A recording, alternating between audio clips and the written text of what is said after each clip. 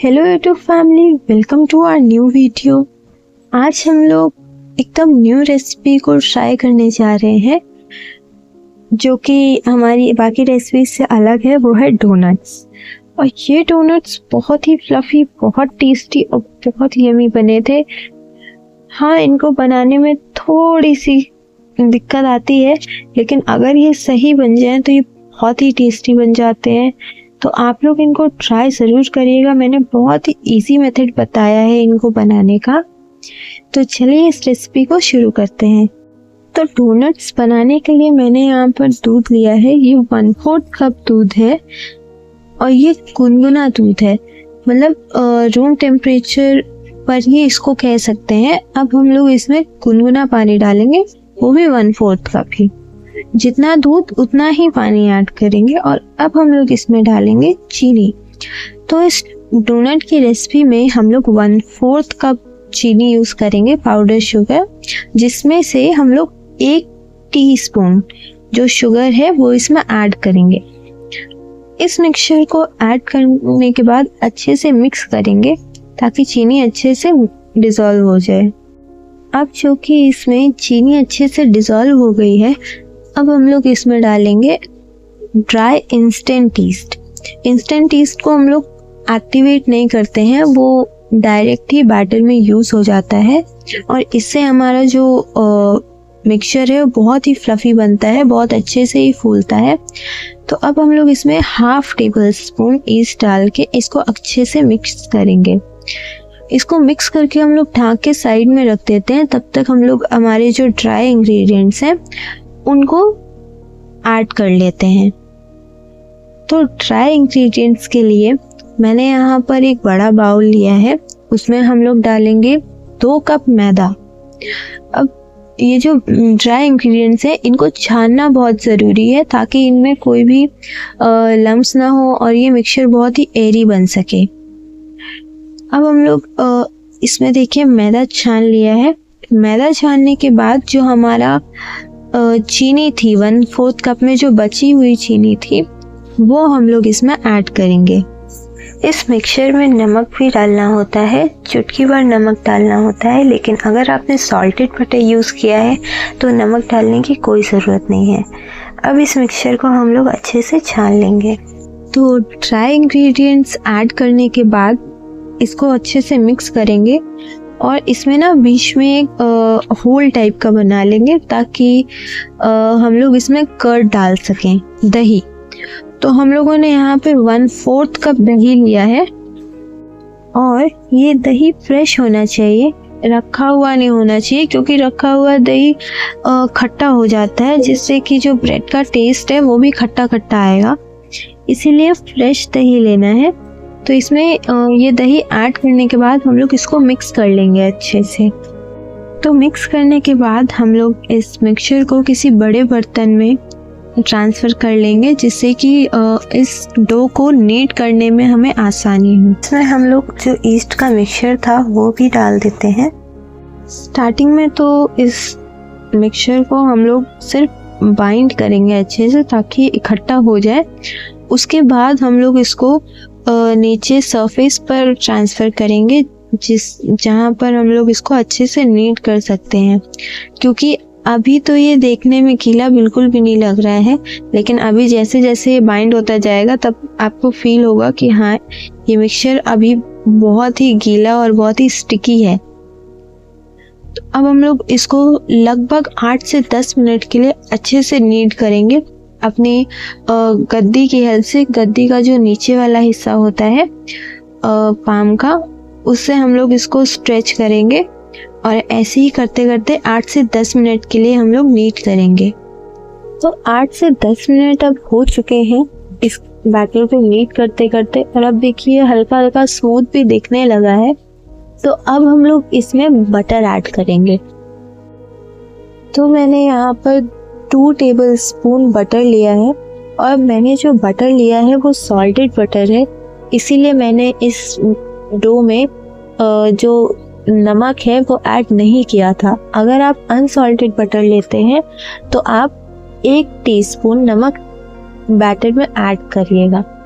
तो 2 टेबलस्पून में से हम लोग हाफ सॉफ्टेंड बटर लेंगे रूम टेम्परेचर पर, ठंडा बिल्कुल भी नहीं लेना है। तो अब हम लोग इसे भी अच्छे से मिक्स करेंगे इसमें और 2 से 3 मिनट तक इसको नीट करेंगे और फिर दूसरा पीस डालकर भी नीट करेंगे।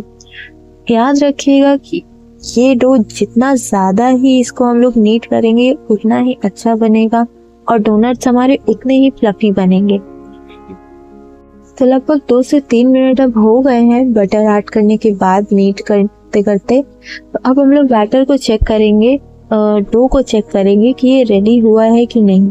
तो अब हम लोग डो का जो ऊपर की स्किन है ऊपर से उसको थोड़ा खींच कर देखेंगे कि इसका ये परत बन रही है कि नहीं। अगर ये टूट रही है तो मतलब अभी हमारा जो डो है वो रेडी नहीं है और इसको और हम लोग लगभग 4 से 5 मिनट तक नीट करेंगे। अगर इसको खींचने पर एक अच्छी सी परत बन जाती है बिना टूटे तो मतलब हमारा जो डो है वो रेडी हो चुका है। तो इसको अब थोड़ा सा और नीट करेंगे। तो देखिए यहाँ पर वापस से कुछ मिनट तक नीट करने के बाद वापस से हम लोग इस डो को चेक करेंगे। तो इस बार देखिए जो हमारी लेयर है मैदे के डो की वो अच्छे से बनकर आ रही है और बिना टूटे बन रही है।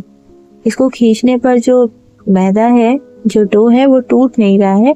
इसका साइन है ये कि हमारा जो डो है वो एकदम रेडी हो चुका है। अब हम लोग इसको फर्मेंट होने के लिए रखेंगे एक बोल में। तो मैंने यहाँ पर एक देखिए बड़ी बोल ले ली है और बोल का थोड़ी बड़ी ही लीजिएगा क्योंकि जब ये डो एक्टिवेट होता है फर्मेंट होता है तो ये अपना साइज डबल भी करता है और इससे ज़्यादा भी फूल जाता है। तो बड़ी बोल ही लीजिएगा। इसको हल्का सा ग्रीस करेंगे बोल को और फिर इसमें जब बैटर रखेंगे तब उसके ऊपर भी हल्का सा रिफाइंड ऑयल लगा कर ही रखेंगे और इसको लगभग 1 घंटे के लिए फर्मेंट होने के लिए रखेंगे किसी वार्म प्लेस पर, जैसे कि आटे के जो डब्बा होता है उसमें रख दिया या फिर किसी भी वार्म प्लेस पर रखेंगे। और गर्मियों के सीजन में तो ये बहुत ही अच्छे से फर्मेंट होता है। तो 1 घंटे बाद अब इसको जब हम लोग चेक करेंगे तो लगभग 1 घंटा हो चुका है और अब अपने जो मिक्सचर है उसको देखते हैं और ये देखिए मतलब कितना सा ही रखा था और ये कितना मतलब डबल साइज से भी ज़्यादा ही फूल गया है। तो अब इसको हम लोग पंच करेंगे अच्छे से और इसकी जितनी भी एयर है वो सारी निकाल देंगे। याद रखिएगा जब ये फर्मेंट हुआ है उसके बाद जब हम इस डो को निकालेंगे तो हम लोग को इसे ज़्यादा नीट नहीं करना है वरना जो भी इसकी जो फ्लफीनेस है एयरीनेस है वो सारी की सारी ख़त्म हो जाएगी। तो प्लेटफॉर्म पर अब हम लोग थोड़ा सा मैदा डस्ट कर लेंगे ऊपर से और उसके बाद हम इस डो को निकालेंगे। और डो को ध्यान रखिएगा बिल्कुल भी नहीं करना है, ये जैसा है इसको ऐसे ही निकालेंगे और इसकी एक मोटी सी रोटी बना लेंगे। एक तरह से एक मोटी मोटी सी इसकी लेयर फैला लेंगे और उसके बाद हम लोग इससे डोनट्स कट करेंगे। आप चाहे तो इसे हाथों से भी फैला सकते हैं क्योंकि ये बहुत ही फ्लफी होता है, या फिर चाहे आप बेलन का भी इस्तेमाल कर सकते हैं। इसकी एक मोटी मोटी लेयर फैलानी है, इसे ज़्यादा पतला नहीं करना है। लगभग 1 से 1.5 इंच ये मोटा होना चाहिए। अब हम लोग इसे कट कर लेंगे। तो मैंने तो ग्लास लिया है, आपके पास कटर हो बड़े शेप का तो आप कटर भी ले सकते हैं। इसे पहले मैदे से डस्ट करेंगे और उसके बाद हम लोग इससे डोनट्स कट करेंगे। और ये सिर्फ 2 कप मैदे के मिक्सचर से हम लोग कम से कम 10 से 12 डोनट्स बना सकते हैं मीडियम साइज के। तो और बहुत ही इजी रेसिपी है, ज़्यादा टफ तो है ही नहीं, बस थोड़ा सा ध्यान देना होता है और बस फर्मेंटेशन टाइम ही ज़्यादा होता है। तो अब ये डोनट्स कट करने के बाद ये जो बचा हुआ डो है इसे हम लोग वापस से बेलन से नीट करके बेल के इसको वापस से और कट कर सकते हैं। और डोनट का शेप देने के लिए जो बीच में छेद है उसके लिए मैंने यहाँ पर जो बॉटल की ढक्कन होती है, कोल्ड ड्रिंक की बॉटल की या जो भी छोटी ढक्कन होती है, उससे हम लोग कट कर लेंगे इसे। सारे डोनट कट करने के बाद हम लोग इसे एक ट्रे में ट्रांसफ़र कर लेंगे और नीचे कोई भी शीट या कोई भी पेपर बिछा दीजिएगा पहले, क्योंकि अभी हमें इन्हें वापस से कुछ टाइम के लिए फर्मेंट होने के लिए रखना है ताकि ये और ज़्यादा फूलें और उसके बाद हम लोग इन्हें फ्राई करेंगे। तो अब हम लोग इसे और थोड़ा थोड़ा गैप पर ही रखिएगा, क्योंकि जब ये फूलेंगे तो ऑब्वियसली इनका साइज बढ़ेगा, तो वरना ये एक दूसरे में ही चिपक जाएंगे। इनको एक साथ रखने के बाद हम लोग वापस से किसी वार्म प्लेस पर इसे लगभग 40 से 50 मिनट के लिए रख देंगे और इसे हम लोग को ढक कर रखना है एक गीले कपड़े से। हल्का गीला कपड़ा हो उसे ढक कर रखना है ताकि ये सूखे नहीं। तो जब तक ये डोनट्स फर्मेंट हो रहे हैं तब तक हम लोग ग्लेस बना लेते हैं। ग्लेस बनाने के लिए मैंने यहाँ पर 1 कप पाउडर शुगर ली है और इसे हम लोग छान लेंगे अच्छे से। वैसे तो आप डोनट्स की कोटिंग किसी से भी कर सकते हैं, आप चॉकलेट से कर सकते हैं, ग्लेस से कर सकते हैं, और अगर कोटिंग नहीं भी करना चाहिए तो ऐसे भी बहुत अच्छे लगते हैं। आप उसकी कोटिंग करें या ना करें, आपको जिससे पसंद हो आप उस डोनट्स की कोटिंग उससे कर सकते हैं। मुझे ग्लेस से पसंद है तो मैं इसीलिए ग्लेस बना रही हूँ। बिल्कुल नॉर्मल वनीला फ्लेवर ग्लेस बना रही हूँ। तो मैंने इसमें वनीला फ्लेवर के लिए डाला है कस्टर्ड पाउडर। ये वनीला फ्लेवर्ड कस्टर्ड पाउडर है तो और इससे थोड़ा थोड़ा कलर भी आता है, येलो कलर आ जाता है इसमें मिक्सचर में।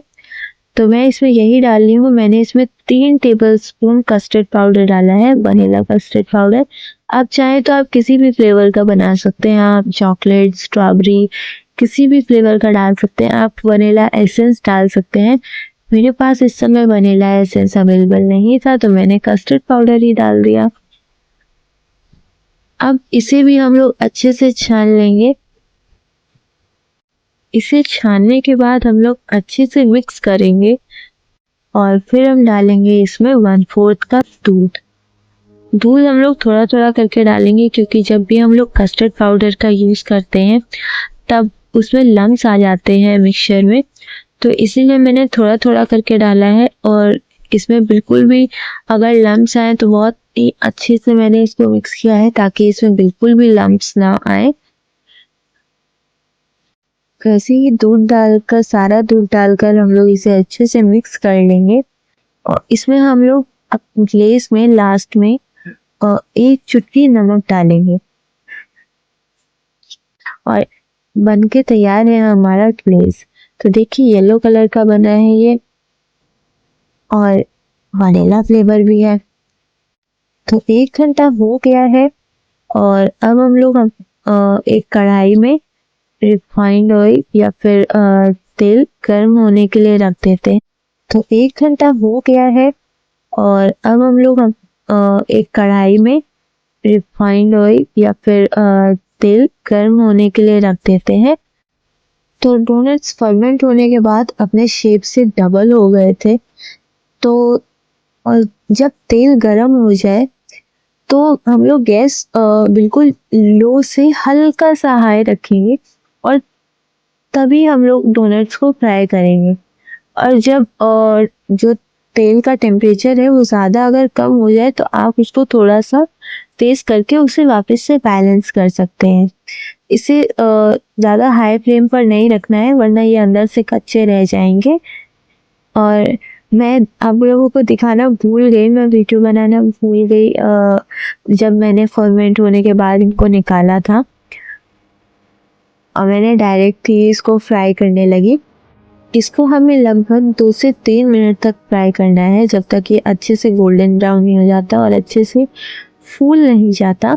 और फिर जब ये अच्छे से सिक जाए तब हमको इसे किसी जालीदार या फिर किसी रैक पर या किसी भी जालीदार सरफेस पर रखना है ताकि ये एयरी रहे और जो इसका एक्स्ट्रा ऑयल है वो नीचे चू जाए, मतलब सारा एक्स्ट्रा ऑयल निकल जाए इसका।